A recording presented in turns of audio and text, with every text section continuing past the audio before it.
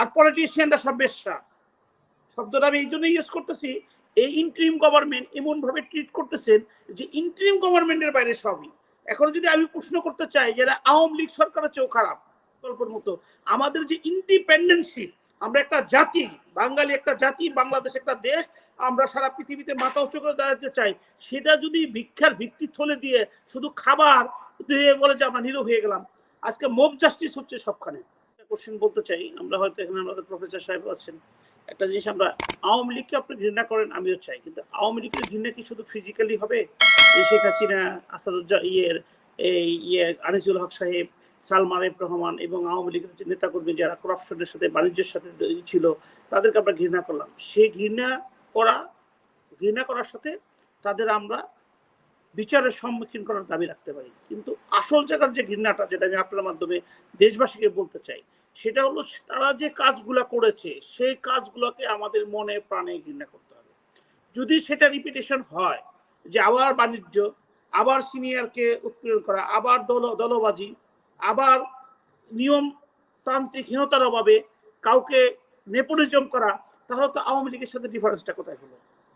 আজকে আমি যদি একটু অতীত হয়ে গেছে তারপর আপনাদেরকে বলি, সচিবালয় যে আক্রমণ করলো আনসাররা তাদের দাবির জন্য, আইসা সেখানে প্রোটেক্ট করলো কে?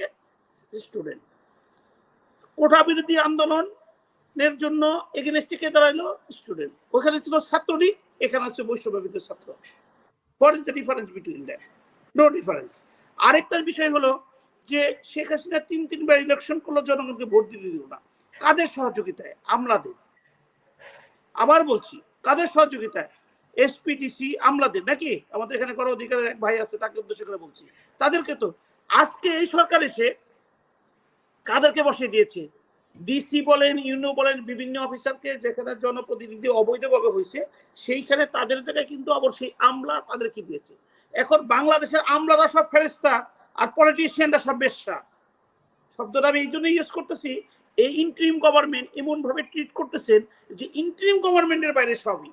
এখন যদি আমি প্রশ্ন করতে চাই যারা আওয়ামী লীগ সরকারের চেয়েও খারাপ, আপনি গ্রামীণ ব্যাংকের একজন কর্মকর্তাকে নিয়ে এসে আপনি স্বাস্থ্য উপদেষ্টা বানালেন, তার কি স্বাস্থ্য উপদেষ্টার যোগ্যতা আছে? বাংলাদেশে কি কোনো সুনামধন্য ডাক্তার নাই যে কখনো দল করে নাই, যে এই দেশের মানুষকে ভালোবেসে চিকিৎসা দিয়ে যাচ্ছেই?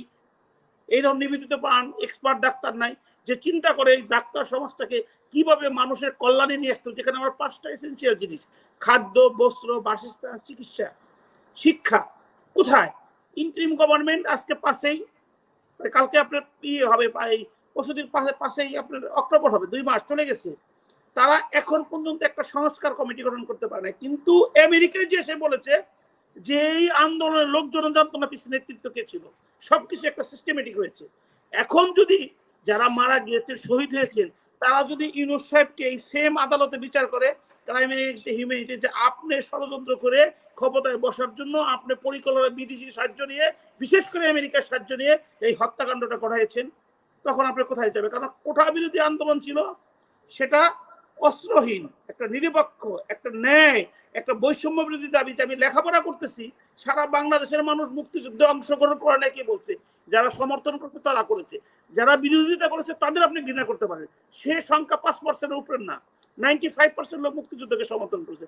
কিন্তু কিছু লোকরা আপনি সার্টিফিকেট দিয়ে তাদেরকে শুধু চাকরি দিচ্ছেন, নাতিপুতি ক্ষতি, আর সবাইকে রাজাঘাত বলছে।